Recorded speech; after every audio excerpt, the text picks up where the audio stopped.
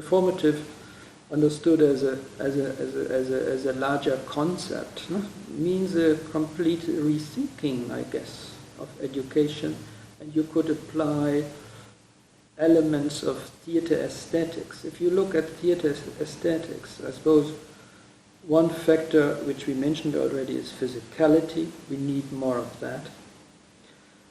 We have the factor of, emergence, meaning teachers are open to what is emerging in a lesson. So it's not all pre-packaged, pre-planned. Something happens in the classroom, there's a student response, and why not build on that and have the competence to improvise and then, teach on the basis of what actually happens in the classroom. Theater means to be present. There has to be a presence. The teacher has to be in the space with full concentration and has to be able to relate to these students and not follow in a slavish way his textbook, etc. And as a very, very practical example at this point, I did a little bit of improvisational theater. And I always thought that every teacher training course should have an improvisational theater module, not because then you learn how to teach improv theater to your students, but more as a self-improvement, because improv theater teaches you to listen and to take up what the other person is giving you. Instead of just saying, well, I have this idea that I want to portray. No, I always work with somebody, and blocking is not on. So if you say something to me, I have to take it up and work with it.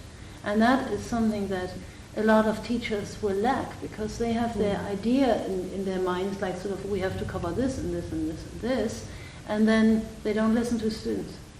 So this is a very practical example. I mean, my personal conviction that in a way every teacher program would benefit from some improv theater course. I think it's a helpful term to draw in and galvanize some of the important things we know about teaching and learning. That it's not a passive process, it's got to be active. That it's got to engage the whole person and not just the brain. That it's got to be dynamic. And I think we have a lot of terms, as I said in my talk, that try to capture what contemporary teaching and learning should look like. But I think there's something helpful about the term performative, because it draws in, as I try to illustrate, from so many theoretical fields. I was always interested in finding something out about how the black box, our brain works, and to shed a light and know something about what's going on in there. With respect to what drama does to us, what theater does to us, and language learning and all that. Well, I was interested in this kind of conference because it seems like I am the only teacher or professor that engages in this kind of teaching at my college. Many people say, it sounds interesting, but not me. Well, this is very educational, and I particularly prefer this because you can feel much, much freer when you're learning, and you can feel that you are growing socially, particularly, not just linguistically, which is very important for youngsters, because they have to live in a very complicated society in the coming years.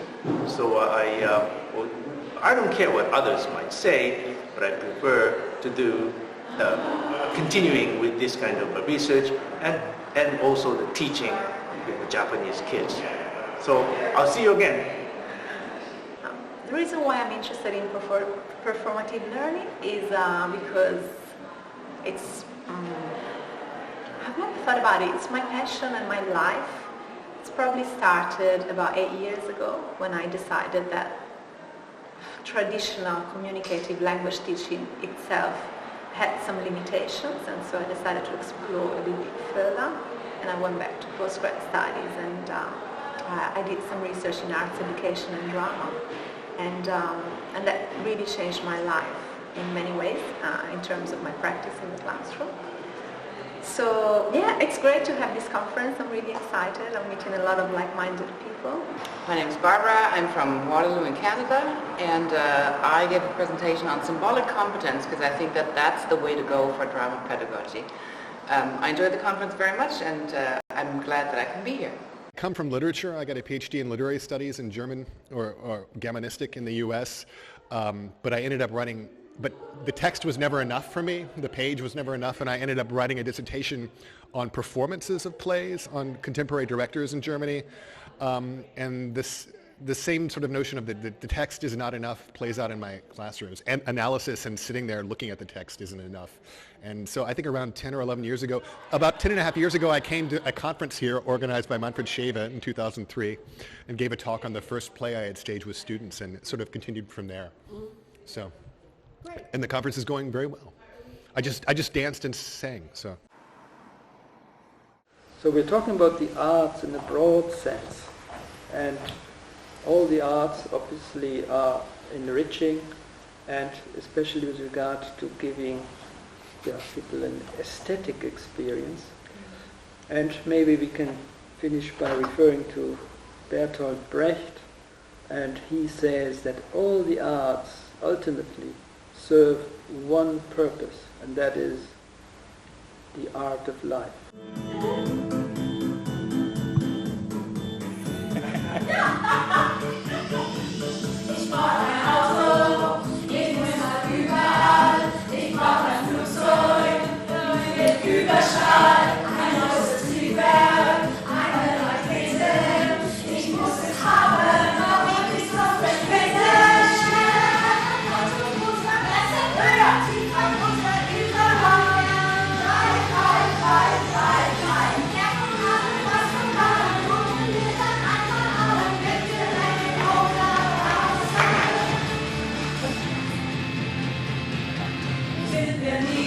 So